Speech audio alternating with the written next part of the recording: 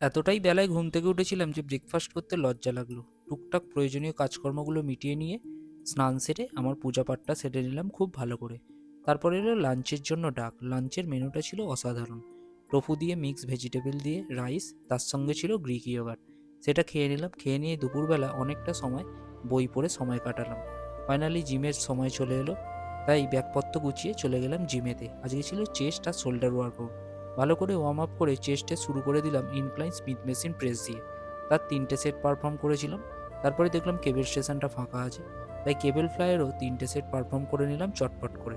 তারপরে চলে এলাম শোল্ডারে ডাম্বেল ওভারহেড প্রেসের 3টে সেট পারফর্ম করলাম। লাস্টে কেবল স্টেশনে সাইড ল্যাটারাল রেজেসের 4টে সেট পারফর্ম করে আজকের মতো ওয়ার্কআউট কমপ্লিট করলাম।